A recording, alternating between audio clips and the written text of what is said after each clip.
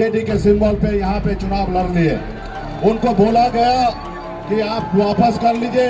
यहाँ के अधिकारी संतोष सहनी है, लेकिन उन्होंने नहीं माना, उन्होंने नॉमिनेशन कर दिया। जैसे संतोष सहनी हमारे छोटे भाई है, वैसे अफजल अली भी हमारे छोटे भाई है। मैं अफजल अली को इस मंच से और हमारे नेता तेजस्वी जी के सामने में मैं कहना चाहता हूं कि आप मजबूती से वीआईपी पार्टी के प्रत्याशी को यहाँ पे चुनाव जिताइए और ये सीट को कब्जा कीजिए। और रहा आपको विधायक और पावर देने का, तो आप मुकेश सहनी और तेजस्वी प्रसाद यादव जी पे भरोसा कीजिए और आपका हमारा सरकार बनते ही हम आपको एमएलसी बना देंगे, इनके प्रचार पे हम लोग निकले थे। आज तकरीबन 11 जगह जनसभा था। अभी हमारा मधेपुरा में कार्यक्रम, आलमनगर में कार्यक्रम था, लेकिन मौसम खराब होने के कारण हम लोग वहां तक नहीं पहुंच पाए और यहाँ पे इमरजेंसी लैंडिंग हमने किया है समय से पहले। और आप सबको जानकारी दे दे कि बिहार में इस बार बदलाव का समय आ चुका है।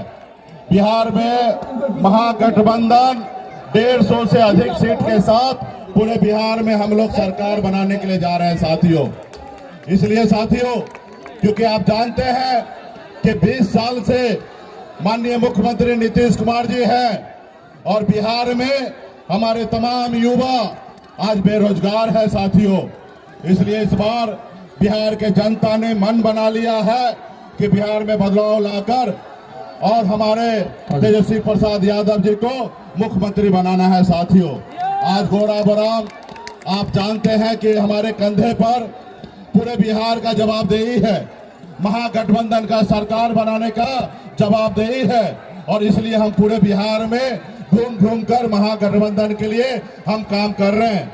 यहाँ पे आप सब जानते हैं ये मेरा अपना गृह जिला है और हम इस विधानसभा के हम यहाँ के निवासी हैं और इसलिए हम लोगों ने निर्णय लिया कि यहाँ पे हमारे छोटे भाई संतोष सहनी जी चुनाव लड़ेंगे, क्योंकि आप सब जानते हैं कि यहाँ के जो दूसरे तरफ से जो एनडीए के प्रत्याशी हैं उन्होंने हमारे साथ गद्दारी किए, हमारे पार्टी के साथ गद्दारी किए और सिर्फ हमारे साथ नहीं, इस घोड़ाबुराम विधानसभा के तमाम जनता के साथ उन्होंने गद्दारी किया साथियों। आप सब जानते हैं कि हमारे प्रत्याशी वीआईपी पार्टी से बने और हमारे सहयोग से बिहार में सरकार बना था।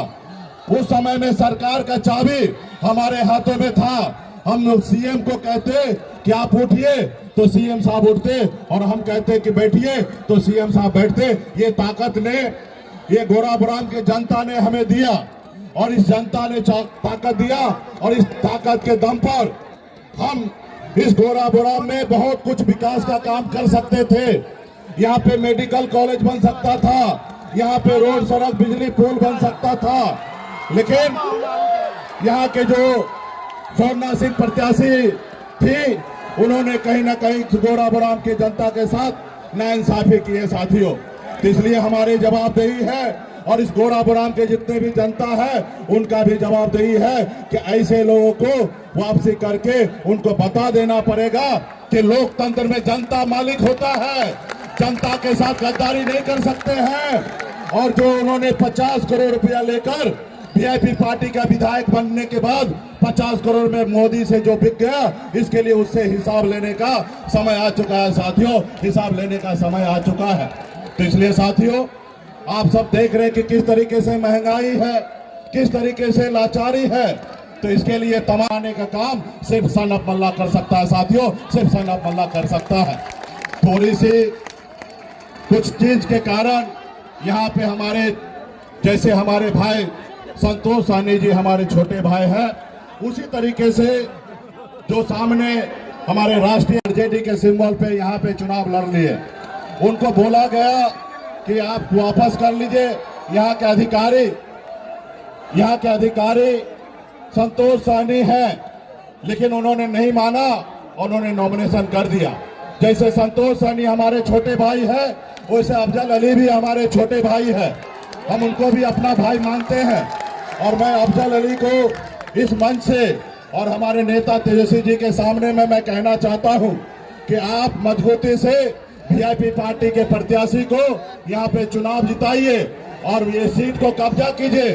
और रहा आपको विधायक और पावर देने का, तो आप मुकेश सहनी और तेजस्वी प्रसाद यादव जी पे भरोसा कीजिए और आपका हमारा सरकार बनते ही हम आपको एमएलसी बना देंगे, हम आपको एमएलसी बना देंगे। तो इसलिए यहाँ पे हम दो का आदमी के लड़ाई में तीसरा आदमी का फायदा नहीं होना चाहिए, इसलिए मैं यहाँ पे आया हूँ और मेरा बातचीत भी हो रहा है। अफजल अली जी ने आज का समय मांगा है और हमें आश्वस्त किया है कि हम आज निर्णय लेंगे।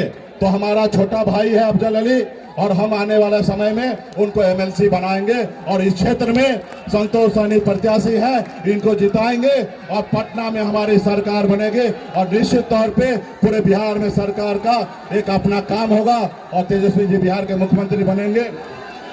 और मैं चाहूंगा, क्योंकि मौसम खराब है, आज कई जगह कार्यक्रम नहीं होगा, अभी बाय रोड हम लोग जाके करेंगे, तो हम चाहेंगे कि यहाँ पे हमारे बिहार के भावी मुख्यमंत्री श्री तेजस्वी प्रसाद यादव जी अपनी बात को रखेंगे, अपना विजन को रखेंगे कि आने